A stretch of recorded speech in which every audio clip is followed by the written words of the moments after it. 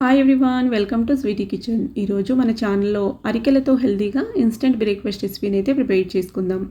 అరికెల్లో magnesium, calcium, iron కంటెంట్లు ఎక్కువ ఉండడం వల్ల మనకి మలబద్ధకాన్ని తగ్గిస్తుంది. అలాగే డెంగ్యూ, టైఫాయిడ్ లాంటి ఫీవర్స్ వచ్చినప్పుడు కూడా వీటిని మన డైట్లో యాడ్ చేసుకోవడం వల్ల బ్లడ్ ప్యూరిఫై తొందరగా అయ్యి మనకి తొందరగా కోలుకోవడానికి అవకాశంగా ఉంటుంది.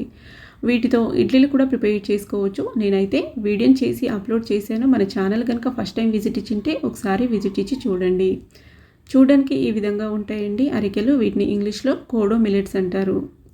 ఇప్పుడు ఇందులో 2 టీ స్పూన్ల పెసలు, 2 టీ స్పూన్ల శనగలు, నల్ల శనగలు అంటారు కదా, 2 టీ స్పూన్ల అనుములు, 2 టీ స్పూన్ల వేరుశనగుళ్ళు, 2 టీ స్పూన్ల బఠానీలు, అలాగే 2 టీ స్పూన్ల సగ్గుబియ్యం కూడా వేసుకుంటున్నాను నేను ఇక్కడ. మీరు కావాలంటే వైట్ రైస్ కూడా వేసుకోవచ్చండి. నేను ఇక్కడ హెల్తీగా ప్రోటీన్ దోశలాగా ప్రిపేర్ చేసుకుంటున్నాను.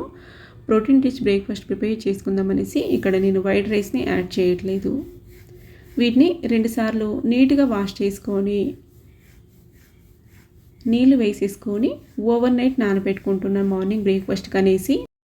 అన్ని గట్టి గింజల్ని అన్నట్టు వేసుకున్నాం కాబట్టి వీటిని ఎక్కువసేపు నానబెట్టుకుంటేనే మంచిది. అందుకే ఓవర్ నైట్ నానబెట్టుకొని మార్నింగ్ బ్రేక్ఫాస్ట్కి ప్రిపేర్ చేస్తున్నాను. చూడండి, మార్నింగ్ కల్లా ఈ గింజలు మొత్తానికి బాగా నానినాయి. ఇప్పుడు వీటిని వాటర్ని పారపోయకుండా పక్కన వంపేసుకొని మిక్సీ జార్లోకి వేసేసుకుందాం. మనం కన్సిస్టెన్సీకి సరిపడా వాటర్ వేసుకుంటాం కదా, అదే వాటర్ని వేసుకుందాం. అల్లము అలాగే 2 పచ్చిమిర్చిలు కూడా వేసేసుకొని మిక్సీ పట్టుకుంటున్నా.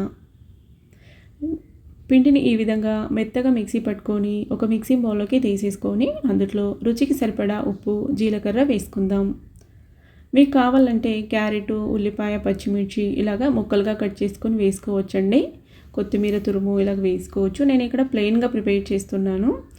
బాగా మిక్స్ చేసుకొని బ్యాటర్ని కన్సిస్టెన్సీ చూసుకొని వాటర్ వేసుకొని ఇప్పుడు దీన్ని క్లోజ్ చేసుకొని హాఫ్ అన్ అవర్ పక్కన పెట్టేసుకుందాం. ఇక్కడ నేను వంట సోడా కానీ ఏదే అస్సలు వాడలేదండి. ఓన్లీ ఉప్పు, జీలకర్ర మాత్రం వేశాను.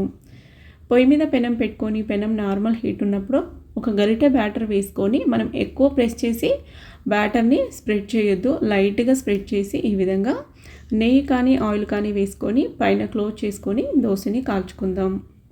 మనము ఎక్కువ పులియపెట్టిన ఈ దోశలు కానీ ఇడ్లీలు కానీ తింటే కూడా మనకి అంత మంచిది కాదండి ఆరోగ్యంకి. ఎప్పుడో ఒకసారి తింటే మంచిది, కానీ రోజు అలాగే పిండిని పులియపెట్టి ప్రిపేర్ చేసుకొని తింటే అంత మంచిది కాదు. అందుకే అప్పుడప్పుడు ఈ విధంగా ఇన్స్టెంట్గా ప్రోటీన్ దోశలు ప్రిపేర్ చేసుకొని తినండి. మనకు కావాల్సిన ప్రోటీన్స్ అందుతాయి, అలాగే మనం కూడా హెల్తీగా ఉంటాము. పిల్లల నుంచి పెద్దల వరకు అందరు తినొచ్చండి. ఆరోగ్యంకి చాలా మంచి. చూడండి, అన్నీ ఇదే విధంగా ప్రిపేర్ చేసుకుంటే అయిపోయిందండి. ఇంతేనండి, హెల్తీగా అరికెలతో ఇన్స్టెంట్గా బ్రేక్ఫాస్ట్ రెసిపీ అయితే రెడీ అయిపోయింది. వీటిని హై బీపీ ఉన్నవాళ్ళు, అలాగే కొలెస్ట్రాల్ లెవెల్స్ ఎక్కువ ఉన్నవాళ్ళు, రక్తహీనతతో బాధపడే వాళ్ళు కూడా వాళ్ళ డైట్లో యాడ్ చేసుకోవడం వల్ల ఈ అరికెల్ని ఆ లెవెల్స్ అన్నీ కంట్రోల్లో ఉండి ఆరోగ్యంగా ఉంటారు.